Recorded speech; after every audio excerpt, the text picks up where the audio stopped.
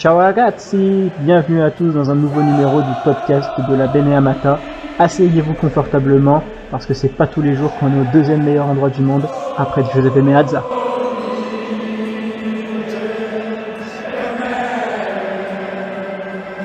Bonjour à tous et bienvenue dans un nouveau numéro du Focus. Aujourd'hui, on va parler du tirage au sort de la Ligue des Champions qui s'est effectué quelques heures plus tôt aujourd'hui aux alentours des midi et quart, qui a vu du coup les tirages pour les huitièmes de finale de la Ligue des Champions et l'Inter connaît donc enfin son adversaire. Et c'est bien l'Atlético Madrid de Diego Simeone qui seront les adversaires des Nerazzurri. On a même les dates, hein, donc le 20 février, ça sera au Giuseppe Meazza, donc réception de l'Inter pour le match aller le 20 février. Et le 13 mars, ça sera un déplacement à Madrid, au Wanda Metropolitano, pour aller affronter et se qualifier contre les Colchoneros. Et pour parler évidemment de ce tirage au sort avec moi durant ce podcast, il y a Fédé qui est toujours là. Comment ça va, Fédé? Ça va, ciao à tous. Après un petit lundi tirage au sort de Coupe d'Europe. Donc on sait qui on se joue maintenant. Lorenzo, comment ça va, Lorenzo? Ciao à tutti. Moi j'attends toujours le tirage au sort de la Juve. Il est toujours pas sorti. On attend, mais il y a eu des petits retards administratifs, c'est Tournoi pour ça que... Mais spécial, ça ouais. arrive. Comme, Ils ont comme, fait spécial. comme Vito, si Vito passe par là, on passe le bonjour évidemment. Vito, vu qu'ils ont enchaîné les clean sheets et qu'ils se sont logiquement qualifiés, on attend là. Il y a eu juste un peu de retard, mais on aura bientôt le tirage d'ici quelques heures. Et en deuxième partie aussi, les gars, on va parler un peu de la gestion groupe de Simone Inzaghi parce que on va en parler dans ce podcast un peu plus spécifiquement parce que voilà, déjà j'avais dit qu'on en parlerait en space et promesse tenue aujourd'hui. Et surtout parce que, voilà, vu qu'on parle de Ligue des Champions et de huitième de finale, c'est aussi cette gestion de groupe qui nous a permis d'aller en huitième de finale de Ligue des Champions. Parce qu'à part Benfica, j'ai pas souvenir qu'on ait aligné une fois la vraie composition titulaire avec ou sans blessés d'ailleurs, hein, parce qu'on n'avait pas toujours des blessés lors des premiers matchs. Je pense qu'il n'y a que Benfica où on a dû l'aligner. Donc voilà, Inzaghi, des prestations peut-être contrastées en phase de poule, deuxième et autres, mais à la fin, pari un peu tenu parce que certes, il est deuxième, mais il y avait la possibilité d'affronter un gros, mais à la fin, on est tombé l'Atlético Madrid, sachant qu'il y avait le Real et toutes les équipes plus compliquées que ça, tout en faisant participer, en faisant jouer chacun des joueurs avec une plutôt bonne gestion de groupe. Donc, on en parlera en deuxième partie. Et puis, retour, les gars, du quiz. Depuis le grand quiz gagné par Zaïd, on va continuer à reprendre notre marathon quotidien et on verra qui pourra égaler Zaïd du coup avec 2 points parce que Fede a une victoire, Lorenzo a une victoire, donc on verra qui égalera Zaïd tout à l'heure. Messieurs, on va commencer tout de suite, comme je l'ai dit du coup, Ligue des Champions, tirage au sort des huitièmes de Ligue des Champions contre l'Atlético Madrid. Lorenzo, je me tourne vers toi tout de suite. On va rentrer voilà dans le dur, tout ça après, mais quand tu as vu le tirage tomber, voilà, l'Inter est tombé, l'Inter a été tiré en premier, l'Atlético a été tiré juste ensuite. Sur le moment T, qu'est-ce que tu en as pensé juste après?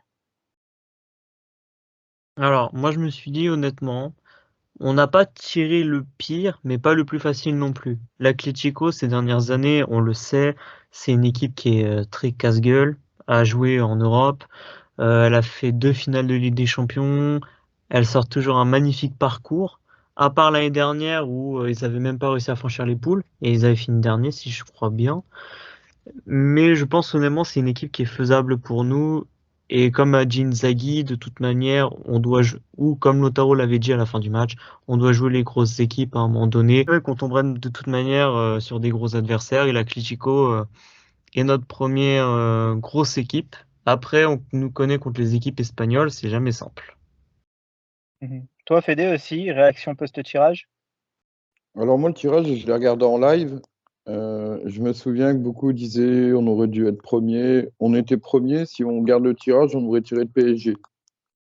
Donc, Après, faut voir parce que, alors c'est pour ça que je fais un peu l'astérix tout de suite, Fede, c'est que si on était premier, on n'aurait pas eu la Lazio et le Napoli, ce qui fait que le tirage aurait été aussi différent parce que les fameuses probabilités de chance de tomber je pense juste une équipe qui change de place, ça aurait changé presque l'intégralité du tirage parce qu'il y a des équipes, tu vois, le Napoli aurait pas pu tomber peut-être contre le Bayern parce que justement il y a le jeu des chaises un peu musicales et tout. Donc c'est pas juste on est serait de premier le PSG, tu vois. Et c'est ça pour chaque tirage. Hein, je parle de l'Inter, mais c'est valable à chaque tirage de chaque huitième de finale. Mais du coup, alors, comme on a été tiré, c'est le 4e match, quand on a tiré l'Atlético, il restait encore le Bayern, City et le Real. Donc en fait, nous, au moment où on est tiré, il n'y a plus Arsenal, il n'y a plus Barça, il n'y a plus la Sociedad. Bah, la Sociedad, on ne pouvait pas la tirer. Donc du coup, vu ce qui restait, on évite les 3 gros. Et c'était Dortmund ou l'Atlético. Donc bon, je pense que il y aurait, je vais pas dire que ça aurait été peut-être plus facile de jouer à Dortmund, mais vu les 5 équipes qui restaient au moment du tirage, on s'en sort bien quand même. Et je pense que Bayern, City et Real, c'est quand même un ton au-dessus de l'Atlético. Je pense que de toute façon, c'est les 3 favoris de la compétition. Donc, mais ouais, non. Après, l'Atlético, ça fait un bail qu'on les a pas joués en compétition. On les a pas joués depuis la Super Coupe 2010. Donc, ça fait quand même plus d'une dizaine d'années. Donc, ça va être des retrouvailles. En Plus fait. récemment, on les a joués en match amical. Il y a Ouais, mais, l'arrivée de Lautaro. 2018, l'arrivée de Lautaro. ouais, mais les amicaux, c'est des matchs d'été. Ça vaut rien, en fait. Vraiment, en compétition, il y a longtemps qu'on les a pas joués. Donc, ce sera des retrouvailles avec Simeone aussi, qui est ancien de chez nous. Donc, bah, pourquoi pas. De toute façon, je pense que l'Atlético, il aurait préféré pas nous tirer non plus. Dans les deuxièmes, c'était quand même l'Inter. Il y a beaucoup d'équipes qui voulaient l'éviter. Donc, De toute façon, on était, je crois, la pire équipe du deuxième chapeau. Des deuxièmes, je veux dire. mais en tout cas, c'est la plus belle affiche des huitièmes. C'est le match, pour moi, le plus équilibré des huitièmes de finale. Je pense aussi, parce que c'est vrai qu'on n'a pas encore, on n'a peut-être pas eu des huitièmes aussi explosifs que lors de précédentes années. Fédé, juste par rapport Fédé, par rapport à ton micro, il y a des grésillements, ça secoue un peu, donc fais attention quand tu parles. Je sais pas si tu te déplaces ou alors si ton micro il bouge, mais parce qu'après ça fait des petits grésillements à l'oreille. Petite question d'ailleurs, on sait qui est-ce qu'on va jouer en quart comme l'année dernière pour les Non, demi le ou on tirage doit est attendre le non quart? non le tirage non le tirage est jamais intégral. Le Ok. tirage il est intégral qu'à partir des quarts justement. Donc là Ouais. après on pourra rejouer tout le monde. Si le est plus qualifié, on peut jouer le Napoli. Enfin, voilà comme d'hab. Donc voilà. Aussi du coup les gars pour revenir un peu aussi côté Inter et on parlera un petit peu de l'Atlético aussi par la suite. Par rapport à ce qu'on a vu en huitième, par rapport au style de jeu qu'on connaît de l'Inter, on en parlait encore en space après la Lazio et autres. Fédé, est-ce que cette équipe de l'Atlético joue aussi en 3-5-2 euh, on va dire un peu changé quand même sa philosophie, si je puis dire, générale depuis le début de saison, où c'est une équipe qui quand même marque pas mal de buts, qui aussi, on en parlera peut-être dans les points forts pour nous, qui est une équipe aussi qui prend pas mal de buts. Défensivement, c'est plus l'assurance touriste que de 2014 ou 2016, voire et même 2018. Par rapport à ce que propose l'Inter aussi, Fédé, est-ce que c'est un adversaire qui sera compliqué à jouer parce que au Meazza, ils vont sûrement arriver en essayant peut-être de jouer, on va dire, un peu plus prudemment dès le départ ou est-ce que pour toi, voilà, c'est quand même un adversaire c'est quand même un bon style d'adversaire à affronter parce que peut-être voilà défensivement c'est moins bon sur ce début de saison que ce soit en Ligue des Champions, en Liga, que voilà l'année dernière ça avait été défaillant, ça avait même pas passé les poules et que voilà il y a même s'il y a le retour de joueurs comme Griezmann expérimentés, tu as toujours des comment ça s'appelle des Savic, des Jiménez, des Oblak, des Coquet, voilà un peu les de l'ancienne garde si on peut dire. Voilà en termes de style d'équipe qu'on a en face de nous et par rapport à notre style aussi Fédé, t'en penses quoi de cette confrontation? Est-ce que tu penses que l'Inter affronte un style de jeu favorable ou défavorable? Ben, le truc, c'est que l'Atlético, cette saison, il y a quand même quelques matchs en Liga où ils sont complètement passés à travers. Donc, et comme tu disais, défensivement, ça paraît moins solide que l'Atlético des années précédentes. Et niveau attaque, ça dépend quand même beaucoup de Griezmann. Si Griezmann il fait un gros match, l'Atlético, ils seront dangereux devant. Mais si Griezmann n'est pas dans son match, Moi, je pense que c'est un adversaire de toute façon, on ne doit pas avoir peur d'eux, mais ça peut nous convenir. Après, je pense pas que ce sera une confrontation avec beaucoup de buts. Et de là, je pense que l'aspect défensif des deux équipes, il va jouer beaucoup. Et entre l'Inter et l'Atlético, défensivement, c'est quand même nous qui avons l'air d'être plus solides qu'eux. Donc je pense que c'est pas un adversaire qui. Ça va être, ça va pas être simple, mais on a vraiment nos chances de passer. De toute manière, je pense que dans l'analyse de Simeone, il va voir que dans la construction, on a encore quelques difficultés quand on a la balle au pied. Mais après, comme on a dit, ils ont pas la même solidité défensive. Là, par exemple, je regarde un peu leurs résultats en Ligue des Champions. Ils ont toujours encaissé des buts. Face à Feyenoord, ils en avaient encaissé 2. Celtic aussi 2. C'est une équipe qui est plus aussi forte défensivement.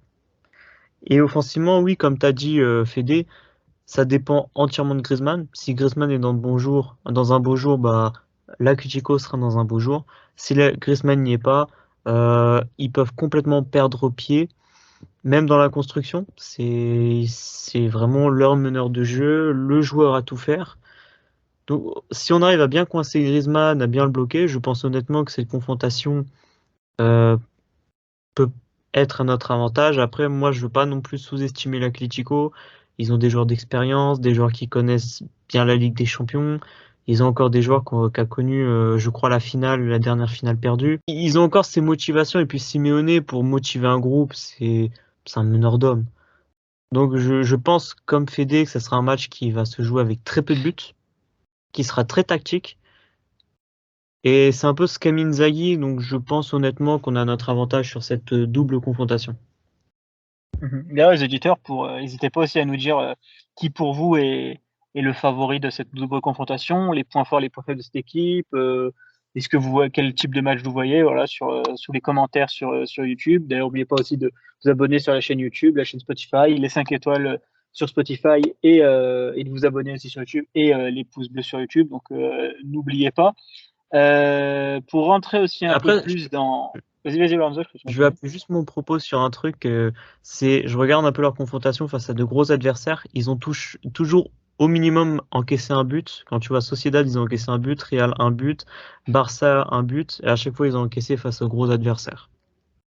Ouais, c'est une équipe, comme on a dit, hein, défensivement, c'est plus compliqué cette saison, malgré les renforts de Soyuncu, d'Azpilicueta, et mine de rien, les joueurs gardés, hein, Savic est toujours dans l'équipe, Jiménez, souvent plus à l'infirmerie que sur le terrain, Hermoso qui est aussi toujours là. Donc voilà, il y a quand même une ossature qui est là depuis quelques saisons au moins, avec des joueurs d'expérience. Molina aussi sur le côté droit qui, même s'il est là depuis entre guillemets plus récemment, ça fait que quelques années, mais c'est quand même un joueur fiable qu'on a connu en Serie A, notamment avec l'Udinese.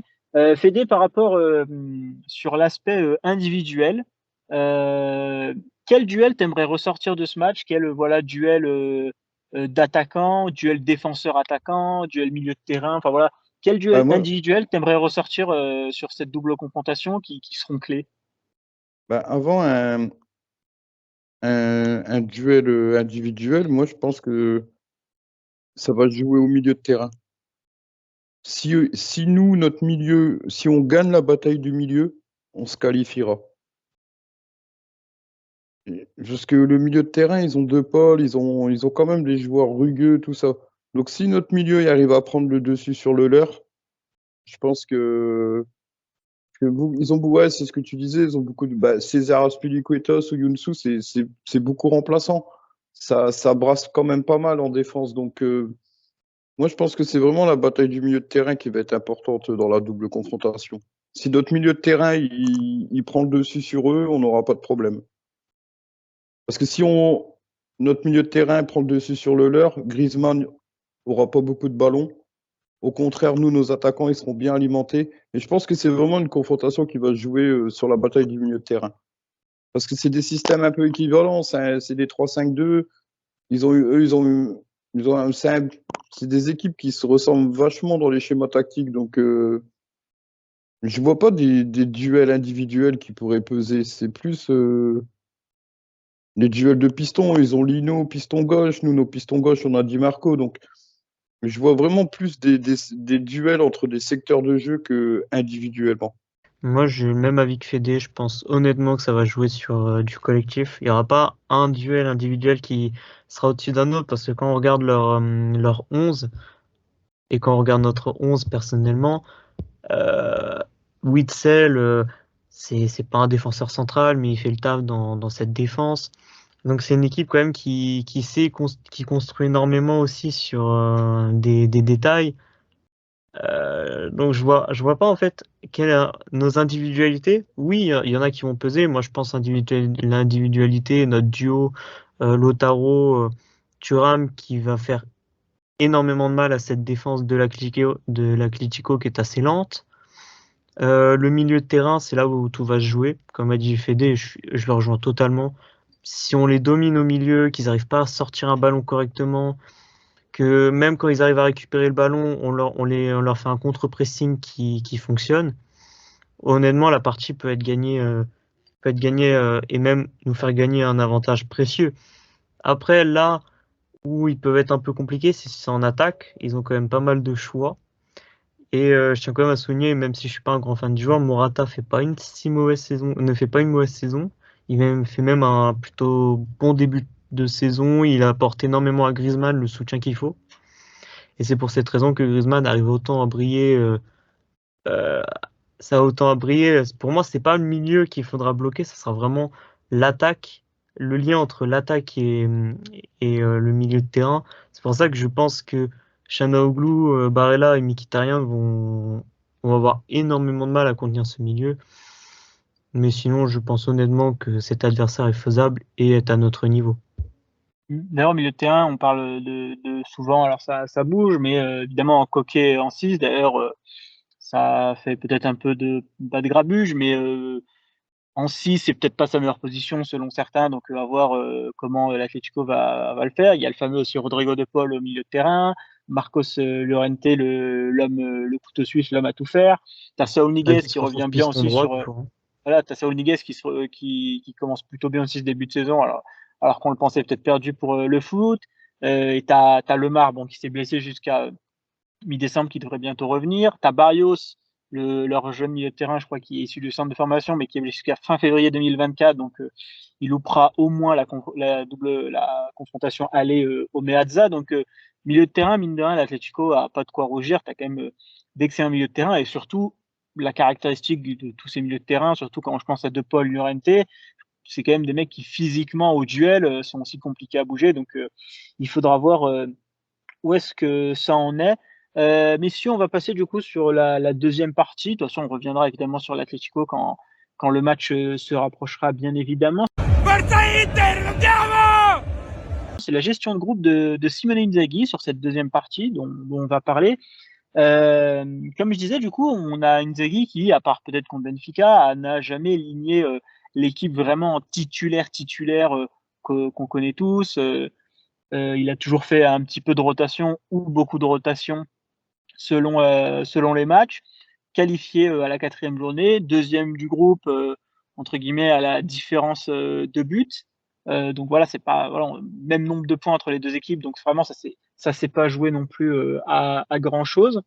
Tout le monde est plus ou moins récompensé sur le temps de jeu cette saison, même des joueurs qui jouent beaucoup moins comme Klaassen, Sensi, même là c'est le 8e milieu de terrain, mais même Agoumé a eu quand même quelques minutes, hein, quand même pour dire. Bissek continue d'avoir aussi de plus en plus de minutes. Carlos Augusto aussi s'est plutôt bien intégré. Donc voilà, globalement, sans citer tous les noms, Lorenzo, tout le monde s'est plutôt bien intégré dans le jeu, tout le monde s'est plutôt bien intégré en termes de minutes jouées, personne n'est vraiment laissé sur le côté dans cet effectif. On critiquait souvent la gestion d'Inzaghi sur les 2 premières saisons à l'Inter, Lorenzo. Premier mercato, on va dire, pas fait par Inzaghi non plus, mais qui correspondait en tout cas au profil que Simone Inzaghi voulait. Voilà, Fratesi et d'autres joueurs. Et on voit voilà, que la gestion de groupe, Lorenzo, c'est 8, 9, 9,5 sur 10, quoi. Bah, surtout, moi où je voudrais aussi appuyer, il a aussi des joueurs qui répondent présents. Parce que moi, je me rappelle, quand on se rappelle encore récemment Correa, Il s'est battu pour avoir Correa comme remplaçant, tout ça, il l'a eu. Correa ne lui a jamais apporté ce petit plus qu'il aurait dû apporter. Je pense à Lukaku, certes, qui a fait une fin de saison l'année dernière qui était correcte, mais si pendant toute la saison tu ne l'as pas eu.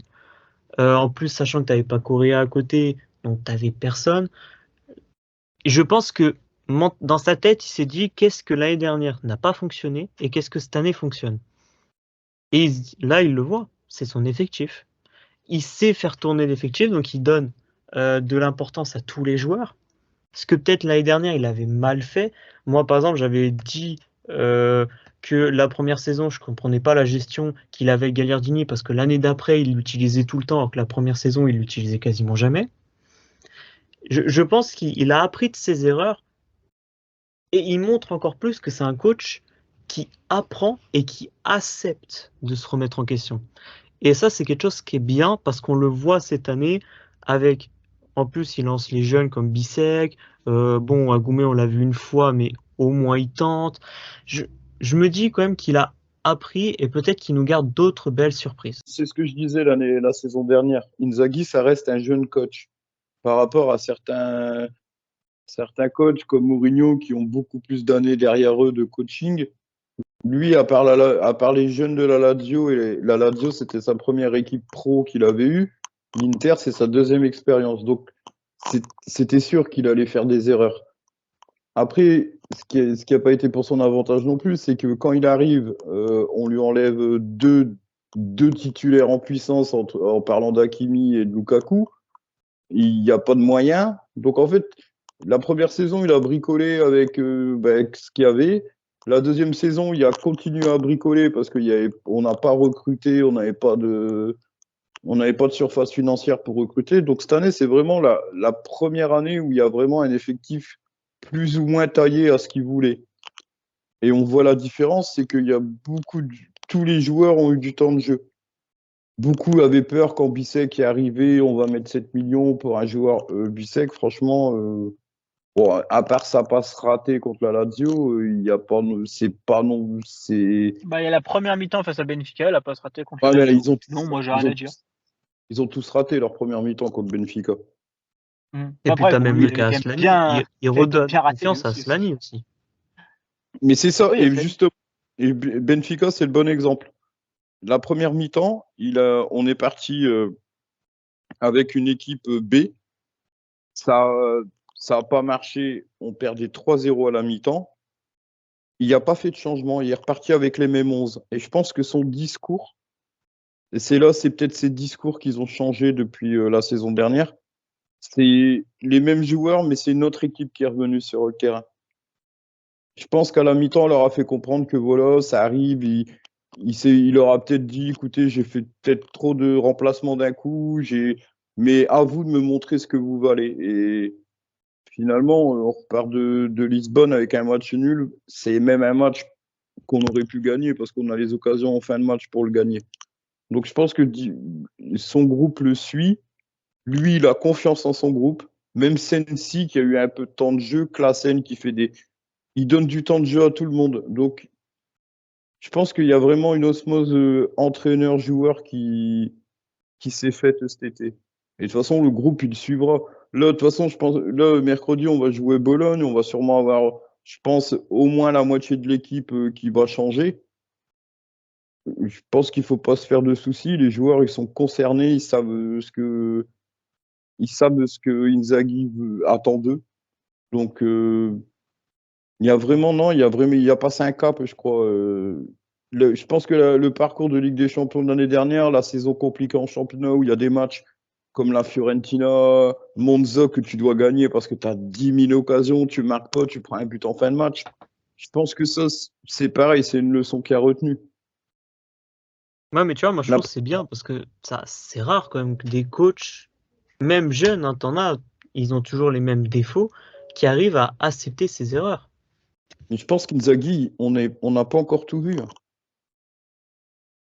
Moi, perso, moi, je le vois vraiment comme un top coach italien. Il est en train de monter en puissance, en fait. Parce que tout le monde disait, ouais, c'est un entraîneur de coupe, c'est un entraîneur de coupe. Inzaghi, le moment où il va prendre un Scudetto, Ça il va va lui faire encore. du bien mentalement aussi, hein. Bah, c'est surtout que quand tu vois Pioli, il a été prendre un Scudetto, je pense qu'il s'en veut. Parce que le Scudetto là, il sait qu'il aurait pu aller le chercher. Et moi, je pense, et il doit savoir que c'est lui qui a peut-être. Après, c'est vrai qu'on a eu la mauvaise période, tout ça, mais c'est ça, il a retenu ces leçons des mauvaises périodes, des mauvais moments. L'année dernière, les matchs qu'on dominait, qu'on gagnait pas, qu'on perdait sur la fin, c'est pareil, il y a dû quand même. Regarde le match de la Lazio, le match de Naples, c'est des exemples concrets qu'Inzaghi a évolué. Inzaghi, sur ses 2 premières saisons, il voulait à tout prix jouer, montrer qu'il y avait un beau football, tout ça. Alors que là, il a compris qu'il y a des matchs, ben c'est tout. Il sait qu'il va pas pouvoir avoir le ballon comme il veut, comme Neymar. Parce que je pense que c'est un entraîneur qui aime bien voir son équipe bien jouer. Il se dit, c'est tout, on fait dos rond. Il y a des matchs, on ne pourra pas montrer qu'on a un beau football, on va être solide, et puis ben, dès que l'adversaire il fera une erreur, on en profite. Et ben Naples, c'est ce qui s'est passé. La Lazio, c'est ce qui s'est passé. Je pense qu'il a passé un cap. La Ligue des Champions de l'année dernière, ça lui a même ça lui a prouvé que finalement il était dans la bonne direction, qu'il y avait des bonnes idées, que ça arrive de faire des erreurs, on va dire des erreurs de jeunesse. Et je pense que tout ça, il l'a retenu et comme tu as dit, il l'a assimilé en fait. Il va plus, il va pas Et venir. surtout, il faut les gagner. Et lui, il y arrive quand même. Tu vois, tactiquement, il est pas mauvais quand il analyse les matchs. La finale qu'il fait Mais même, contre Man même son City, on n'est coaching, il pas est Non, mais pas ridicule. mauvais. tactiquement, de toute façon, moi j'ai dit tactiquement, Inzaghi. Non, tactiquement, moi j'ai reproché très peu de choses, même si bon, des fois, je trouve que s'il avait ce truc de pouvoir changer un peu de système et même voilà sur un autre système, je pense que là, il pourrait atteindre Non, encore une c'est nouvelle un homme du, dimension. c'est un homme du Mais 3-5-2, Inzaghi. oui, oui, non, mais ça j'ai compris. Mais je vois, c'est encore, on parlait de palier d'évolution. S'il pouvait se trouver un nouveau système autre, même limite un 3-4-3. Donc, après voilà, mais au-delà de ça, tactiquement, dans la préparation des matchs et comment contrer les adversaires tactiquement, Inzaghi, j'avais pas besoin d'attendre l'Inter pour savoir que c'était un top coach sur ça. C'était un top coach en Italie sur ça. Maintenant qu'il y a l'Inter, sur l'aspect tactique, c'est un des meilleurs coachs d'Europe. Après, être coach, c'est pas juste faire des séances vidéo et du tableau noir devant tes joueurs pendant 45 minutes. Il y a plein de composantes pour être un top coach dans l'élite. Mais une des composantes, c'est la tactique. Et tactiquement, dans ce tas, il est dans les meilleurs entraîneurs du monde actuellement, hein. Clairement, ça faut pas avoir peur de le dire parce que dans l'analyse qu'il fait des matchs, à chaque fois qu'il arrive à trouver le point fort de l'adversaire et le contrer, déjà il le faisait déjà à la Lazio avec un effectif plus limité. Ça, de toute façon, tactiquement, Inzaghi, je pense que voilà, il n'y a plus rien à prouver sur l'aspect de préparation des matchs, hein. Moi, c'est pour ça que même j'avais beaucoup de critiques à faire Inzaghi en Serie A, je rappelle, moi tactiquement, à part le 3-5-2, il n'y avait rien à dire. Enfin, jamais je me serais permis de dire une phrase. Oh, Inzaghi, il a balancé ce match à la poubelle, il a même pas dû le travailler, ça se trouve. Jamais de la vie. Inzaghi, jamais comme ça. Et puis surtout, moi, où là, je tiens quand même, où il m'impressionne, c'est que on avait beaucoup dit, oui, Spalletti, il remotivait des joueurs, Conte pareil, mais lui, il a vraiment su remotiver des joueurs et faire évoluer des joueurs. Moi, quand je vois Lautaro, je pensais honnêtement que Lautaro ne pourrait jamais atteindre ce niveau-là parce que peut-être qu'il avait peur ou qu'il ne pouvait pas tenir ce rôle de leader. Il lui a donné le brassard, il lui a dit, maintenant c'est toi le leader du vestiaire. Et on voit le niveau de Lautaro aujourd'hui. Quand tu vois Hakan Çalhanoğlu le regarder dans les yeux et lui dire aujourd'hui tu vas jouer 6, il faut quand même le faire. Et même, on prend les cas de Acerbi, Darmian, c'est un mec, je pense honnêtement, qui sait se remettre en question et qui sait remotiver ses joueurs et les mettre derrière lui et leur Barella dire aussi, hein. Barella, là, je on rappelle va y toujours, arriver, on va aller au bout. Barella aussi, c'est un des plus grands, un des meilleurs chefs-d'œuvre d'Inzaghi. C'est peut-être pas au niveau de Çalhanoğlu, parce que Çalhanoğlu, c'est vraiment transcendant. Mais Barella, je rappelle encore une fois, le milieu qu'il était à Cagliari, le milieu qui était sous Conte, c'est pas le même milieu qu'on voit actuellement. Un Mais Barella on aussi voit, omnipotent dans les phases de jeu, quand il est à son niveau, comme il l'a retrouvé récemment, c'est lui aussi, c'est made in Inzaghi. Il y a le tampon Inzaghi sur lui. et puis surtout, il lui fait comprendre, tu peux courir, mais il faut que tu cours intelligemment. Des fois, on lui reprochait à Barella de courir un peu dans le vide. Aujourd'hui, il ne le fait plus, et je trouve même que dans ses courses, il est malin, il sait où se positionner. Voilà, et on sent que toute la tactique de Inzaghi Maintenant, ces joueurs l'ont acquis. Et c'est pour ça, moi, honnêtement, je n'ai pas peur de le dire, on est un des favoris pour la Ligue des Champions. Bon, avis très tranché que personnellement je partage pas non plus parce que bon, faut pas. Je pense qu'on est un grand outsider, mais déjà il y a beaucoup de choses qui fait que je pense pas qu'on est favori avec des champions. Déjà top 3 pour moi il y a Bayern, City, Real, et Derrière même après, je rappelle, tu vois et on parlait de gestion groupe et on finit sur ça avant de continuer, avant de passer au quiz les gars. Je rappelle toujours, et c'est pour ça que même quand on en parle entre nous, même quand j'en parle avec d'autres, on me dit la Ligue des Champions, ouais, la phase de groupe, elle était pas ouf, c'est vrai. Et moi, je comprends qu'on dise qu'elle est beau, parce que c'est vrai qu'elle était pas flamboyante, c'était pas non plus la phase de groupe peut-être de la saison dernière. Maintenant, chose bien pas, je rappelle toujours, c'est pour ça que je suis plus clément par rapport à la phase de groupe. C'est déjà parce qu'on était qualifié à la 4e journée. Et ça, mine de rien, c'est les top équipes qui se qualifient à la 4e journée. Et deuxio, c'est le Scudetto l'objectif cette année. Là, de toute façon, tout le monde Inter, du président à l'intendant, au mec qui tond la pelouse à Piano Gentile, tout le monde pense Scudetto, Ouais, mais Inzaghi le tu, premier. Donc, tu en penses fait, la tout Ligue ça, des Champions, tu mais tu vois, penses non mais pas. la Ligue des Champions, c'est, tu vois, l'année dernière, Inzaghi, il a permis de se sauver entre guillemets grâce à la Ligue des Champions, parce que s'il Ouais, se mais fait tu penses éliminer pas à qu'il Fort a un goût Porto, d'inachevé de se dire, j'ai quand même raté la Ligue des Champions l'année dernière, oui, non mais attention, j'ai encore une quand fois, même j'ai un. pas dit contre l'Atlético, on va envoyer Arnautovic et Sanchez, mais je dis que l'objectif principal, c'est le Scudetto, et il ira privilégier toujours le Scudetto sur la Ligue des Champions. Encore une fois, ça ne veut pas dire qu'il balance la Ligue des Champions. Contre l'Atlético, on veut et on va se qualifier parce qu'on a quand même aussi un statut de finaliste. Maintenant, au fur et à mesure, de fil en aiguille, on va y arriver. On va essayer d'y arriver, mais City, ils veulent faire le back-to-back. Le Bayern, ils l'ont pas gagné depuis 2020, ils veulent la gagner. Le Real, mine de rien aussi, il a pas gagné peut-être depuis entre guillemets un petit moment, ça fait qu'un an quoi. Ils veulent atteindre la 15e, donc quoi. Et Mais puis c'est. et le Real veut faire aussi le triplé. Donc en fait, il y en a qui ont la Ligue des Champions devant nous, qui ont des effectifs meilleurs que nous et qui sont aussi plus habitués, parce que encore une fois, je l'avais déjà dit la saison dernière et ça vaut toujours maintenant. C'est pas parce qu'on a fait une finale de Ligue des Champions que on a notre rond de serviette en VIP, amener la bouteille et tout. Non, non, non. Il faut continuer les performances pour être appelé un favori de Ligue des Champions. C'est pas, tu vois, Arsenal, ils sont arrivés comme ça, c'est pas, hop, c'est bon, on est de retour, ou d'autres équipes, hop, on est de retour, c'est bon, on a notre rond de serviette et on est les favoris de la compétition. Pour moi, il y a quand même une récurrence à voir, une récurrence de finale, une récurrence de demi-finale. Donc, bon, pour moi, c'est pour ça que je ne nous mets pas quand même dans les favoris. Maintenant, si on a cette récurrence et que Zang, il arrête de nous dire qu'on vend toujours nos joueurs pour combler un déficit en fin d'année et que j'ai même pas dit qu'on renforce spécialement l'équipe. Moi, j'ai juste dit qu'on garde les mêmes mecs.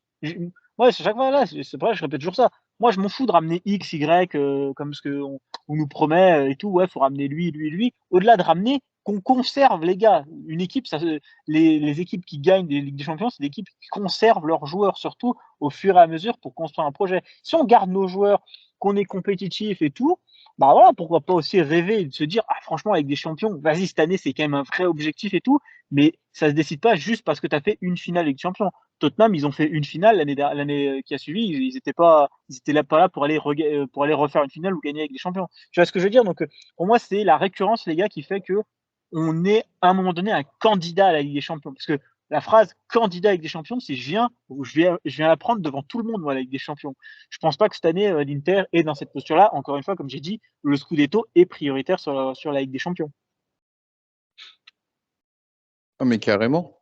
Après, cette année, si tu es champion, tu arrives à la limite à garder soit la Copa ou la Super Copa et tu fais un quart de Ligue des Champions, ça restera une saison réussie. Pour moi, le best, et comprends pas ce quiz, pour moi, le best, c'est faire demi de LDC, le Scudetto et de garder les deux coupes.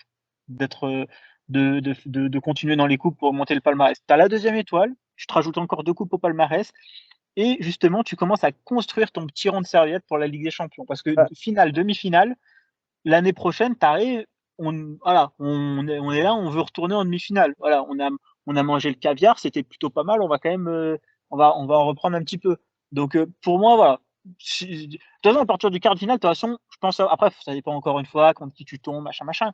Mais en quart de finale, t'es pas ridicule si tu te fais éliminer en quart de finale, même si t'es le précédent finaliste, hein, parce que moi je connais des finalistes qui passaient même pas les huitièmes, il y en a qui sortaient même pas des poules.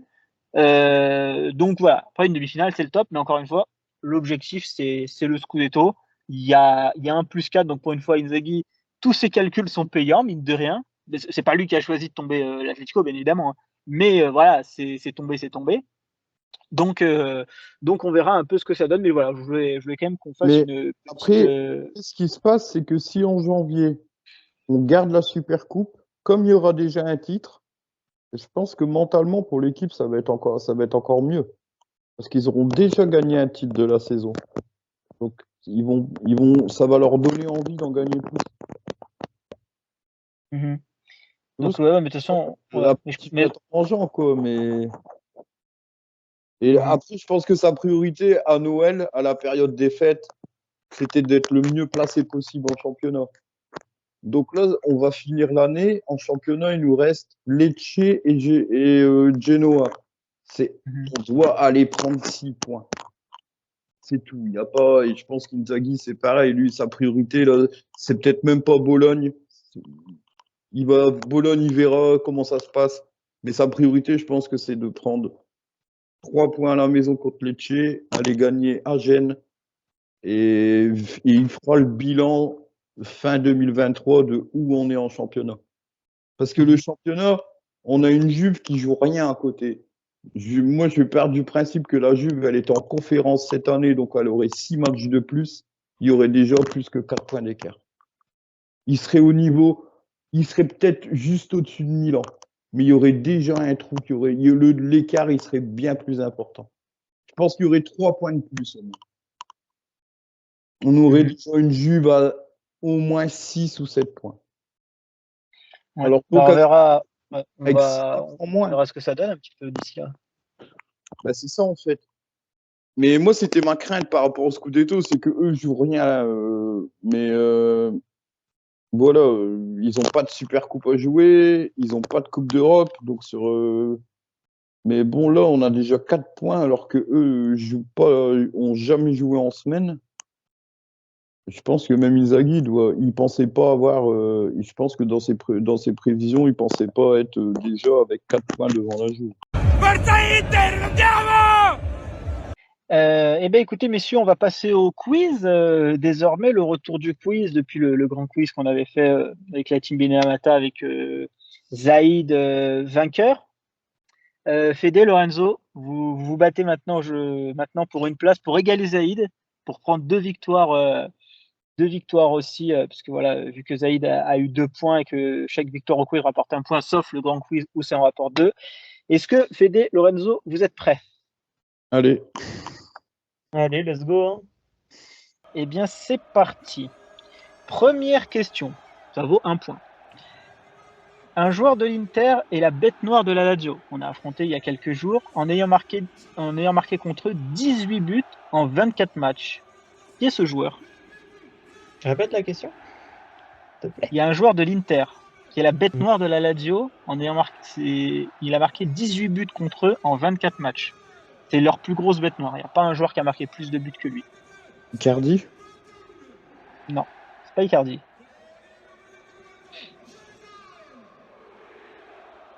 Milito? Non, c'est pas forcément récent. Hein. Pas forcément là des dernières années. Bobo Vieri? Non. Non, pas Bobo Vieri. Continuez, hein, dès que vous en avez un, n'hésitez pas à dire. Est-ce que vous l'avez d'ailleurs, les auditeurs, vous? Le joueur, cet attaquant de l'Inter qui a marqué 18 buts en 24 matchs contre la Lazio, qui a un ratio assez fort. C'est un joueur qui a joué au 19e siècle. 19e, je suis fou moi. Au 20e siècle. 20e siècle. Au 20e siècle. C'est un joueur connu. Alors là, il n'y a pas de Fede, il a l'avantage parce qu'il connaît un sombre italien des années 50. Là, Ronaldo? qui donc? Non, pas Ronaldo. Pas Ibrahimovic. Non, 20e siècle, Fede. Ibrahimovic, c'était 20e Ah. siècle. Hein. Ah non, Ibrahimovic, c'est 21e. Tu m'as perdu dans. Alors attends. Un ancien. Giuseppe Meazza, bien joué Fede, un point pour Fede. C'est Ah oui, Giuseppe oh Meazza. la vache, putain. C'est quand même une locale. Là, il a cherché loin, là. Même pas, je suis allé chercher la bête noire de la Lazio, je me suis dit, je sais pas, prendre peut-être un mec comme ça. Bah tiens, je vois Meazza direct. Bah écoute. C'était qui la deuxième bête morte là? Ça, c'est intéressant. Je l'avais, je l'ai oublié. C'est un mec c'est un ancien encore, mais je crois qu'il avait joué. Il y avait Nyers aussi dans les bêtes noires d'ailleurs. Nyers, C'est qui Tinder. Mais c'était pas la Oui. deuxième. Oh, oui. Question numéro 2, mort subite. Elle vaut un point aussi, celle-là. Donnez-moi le 11 de la Lazio, et seulement le 11 de la Lazio, qui a affronté l'Inter le 14 février 2021, le match qui a lancé la fin de saison de l'Inter vers le Scudetto. Alors c'est une mort subite, donc on va prendre celui qui a le moins de points d'abord pour commencer. Lorenzo, cite-moi un joueur Provedel du dans les 11 plus. seulement, pas des remplaçants, le 11 de la Provedel. Lazio qui a affronté l'Inter. Tu m'as dit Provedel. Provedel, tu passes ton tour. Provedel n'a pas joué titulaire lors de ce match en 2021. T'as Spezia, non, en 2021, je crois. Oui, il était même pas encore arrivé. Oh, Ah non, c'est 2021, merde. Ah bah oui, Ah bah oui, putain. 2021. Oh, j'ai Oh, compris bah, 2022. Immobilier. Immobilier était capitaine lors de ce Oh match. Bien joué, Dans ma Fédé, tête, ça un fait point. 3 ans qu'il est à la Ah non, Lazio. il arrive en 2022. C'est le deuxième coup. Aïe, aïe, aïe, aïe, aïe. D'ailleurs, petit point bonus, alors, mais très rapidement, il me le faut, le buteur de la Lazio. Luis Alberto. Pedro. Non. Lors de ce match, hein. Il y a Du 3. 14 février, du Luis 14 Alberto. février Ah, tu l'as 2020. dit, là, je crois, Non. Luis Alberto. Non, c'est pas Luis Alberto. Mais rapide, hein, si vous l'avez pas, je passe pas. Savic. Qui Savic. Savic Milinkovic Savic. Ouais, bah c'est ça. Bien joué. Point bonus pour Lorenzo. Donc, bon, ça fait 2-1.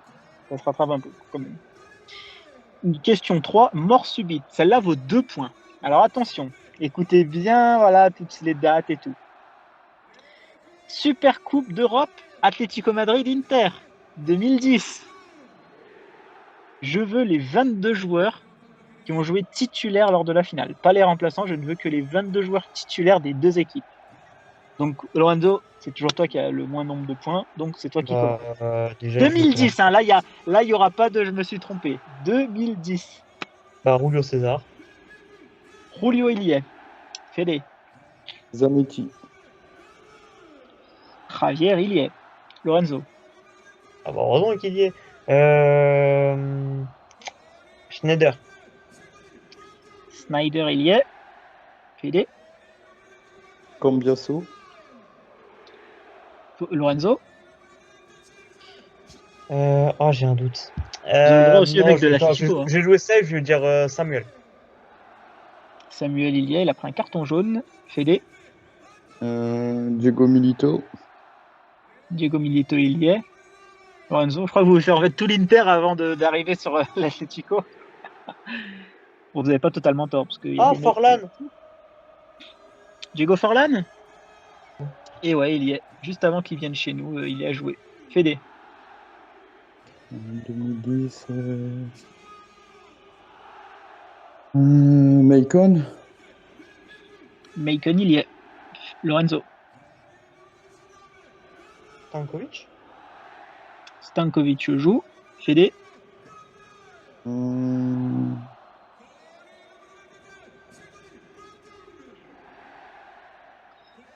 Agüero. Agüero joue. Lorenzo.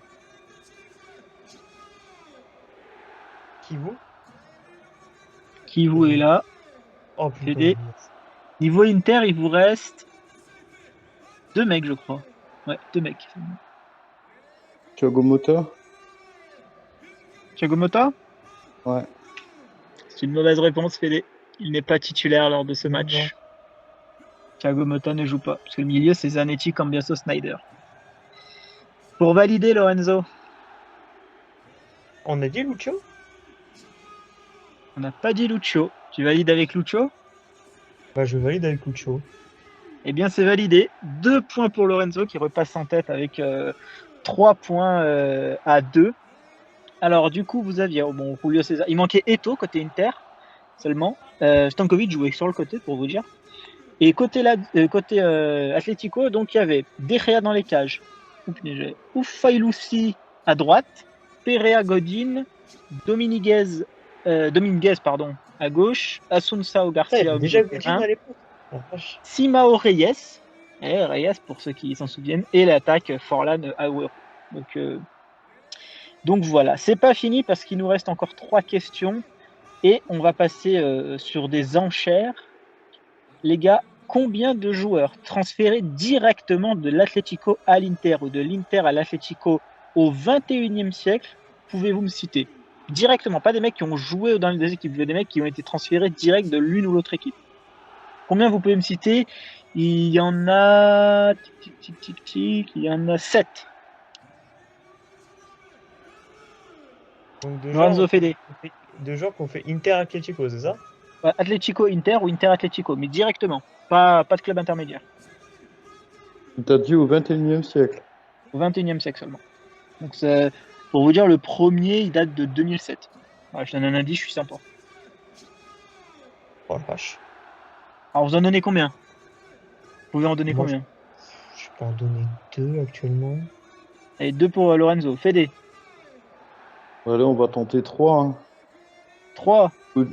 Allez, Lorenzo. Qui Moi, les 2 que j'ai, c'est. Je pense que t'as Ah, non, dis pas. Est-ce que tu peux en donner plus que 3? Non, je peux qu'en donner que 2. Que 2? Fede, tu es prêt à te lancer? Je vais tenter 3 alors. Alors, c'est Fede qui prend l'enchère. Fede, donne-moi 3 joueurs. Alors Godin, Godin validé. Forlan, Forlan validé. un dernier, j'hésite entre. Allez, je vais tenter Maniche. Maniche validé. Bravo. 3 joueurs. Il y avait Miranda 2 fois. Non, Simone, Miranda, ça comptait 2 fois du coup, parce qu'il est en 2015, en 2016. Et il y avait un jeune Paulinho de la Fuente que nous on envoie à l'Atlético, mais bon, voilà quoi. Et il y avait Sime Verchalco qui rentre dedans. Croate, mais je me souvenais plus de son nom. Donc 3 partout. Une autre enchère, messieurs, pour vous départager. Combien de joueurs croates passés par l'Inter vous pouvez citer? Il y en a 1, 2, 3, 4, 5, 6, 7, 8, 9. Il y en a 9. Lorenzo, combien tu peux en citer? Alors, donc il y a. Attends, dis pas, évidemment. Non, mais je réfléchis dans ma tête avant. On fait est-ce que déjà tu veux commencer l'enchère? Combien tu peux en donner, Fede? Moi, je vais commencer avec 3. J'en ai 3. Lorenzo, est-ce que tu peux en donner 4? J'en ai 4. Fede, est-ce que tu en as 5?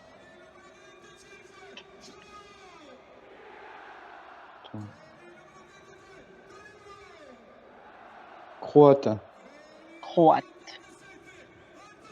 Ça commence à partir de 1999 pour le premier. Oh, je l'ai le premier en plus.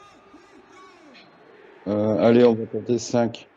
5? Lorenzo, est-ce que tu peux en donner 6?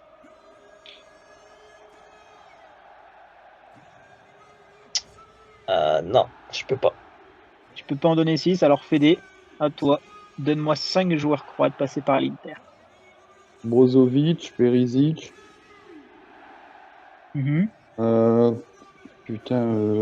Versachko. Il en manque 2. Simic et Kovacevic. Kovacic, ça fait 5. Point pour Fede, 4-3. Il y avait aussi, alors attendez que je zoome un peu parce que je vois très mal, Ivan Rezic, Razen Brnic, Livaja et Ivica Ivuzic. Oh putain, Livaja, mais je pensais qu'il était serbe. Non, il est croate. Livaja. Oh putain, j'en avais 5. 4-3 pour Fede, mais il reste 2 questions. Pas d'enchère, plus de mort subite, question comme d'habitude. Nouveau type de question aussi que je vais introduire dans les quiz. Je vais vous donner un numéro, une saison, et vous allez devoir me dire qui est-ce. Qui est ce joueur qui a porté ce numéro à cette saison. Donc, plutôt pas mal, je me suis amusé à le faire. Donc celui qui ouvre le bal, c'est le numéro 11 lors de la saison 2010-2011. Qui était-ce au buzzer? 2010-2011. Ouais. 2010-2011, numéro 11. Donnez, hein, vous avez le nombre de réponses infini. Muntari. Muntari, 5-3 pour Fede, bravo. C'est Ah, Souley bien joué. Muntari qui l'avait lors de cette saison. Et la dernière question, vous savez, comme d'habitude, le où vous jouez, ça vaut 2 points. Donc Lorenzo, tu peux finir à égalité. Après, je te mens pas que si tu finis à égalité, je suis un peu foutu parce que j'ai pas d'autres questions, donc je vais devoir en trouver une en urgence. Mais on va voir qui est, si vous trouvez. Exceptionnellement, on va mettre 3 points sur celle-là. Parce que, parce que vraiment, là, j'ai pas de questions sous le bras parce que je pensais pas vraiment on allait tomber à égalité par rapport à comment j'avais organisé des questions. Donc, on va mettre 3 points exceptionnellement. Vous êtes arrangé à 2 en fait. 3 Non, mais. points. Non, alors attends. Je vais t'expliquer pourquoi j'ai dit 3 points et pas par exemple que 1 point. C'est parce qu'en fait, il y aura 3 réponses à me donner. Donc, vous allez donner au buzzer et vous pouvez donc accumuler 3 points. Voilà, vous allez comprendre la question. Donc, c'est le où joue. Mais là, c'est pas le où joue, là, c'est le où jouait. Où jouait Guarin avant l'Inter? Citez-moi tous ces clubs qu'il a joué avant l'Inter. Pas les clubs pro. Les clubs où il a joué. Attends, juste 1 minute, pardon, je dis.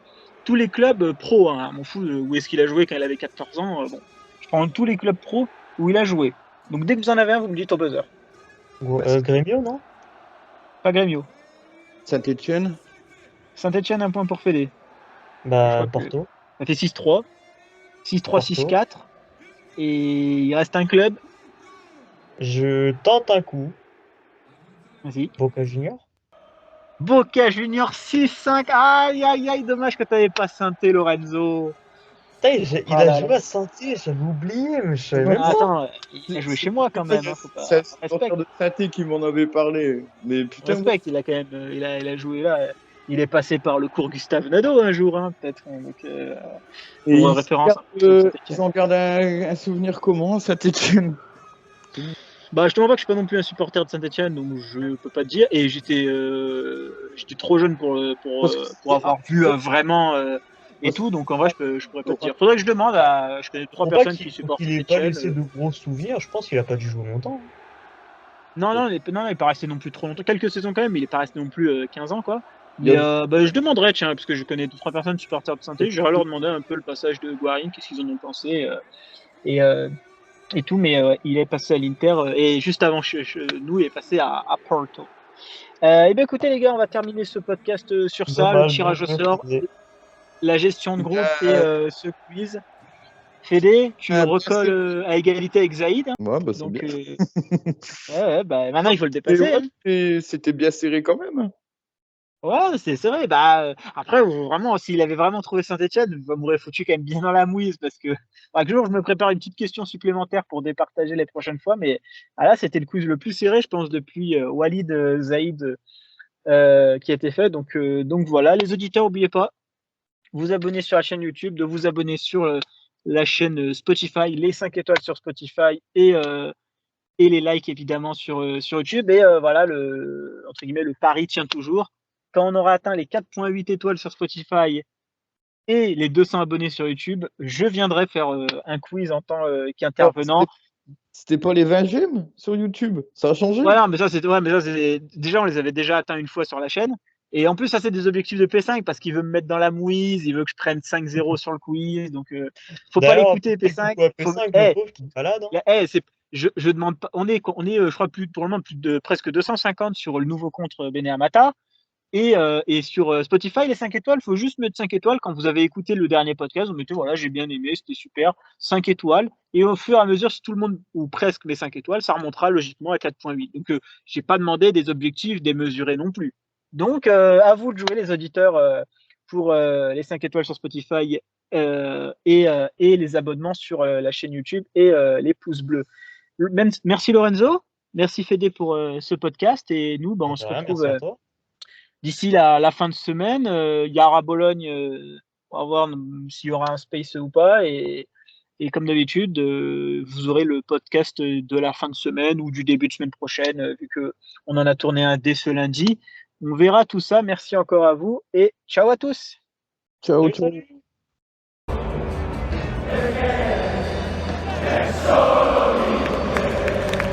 Merci à tous d'avoir suivi le podcast. N'oubliez pas de lâcher un like, de vous abonner et on se retrouve très prochainement pour un prochain podcast. Ciao tutti!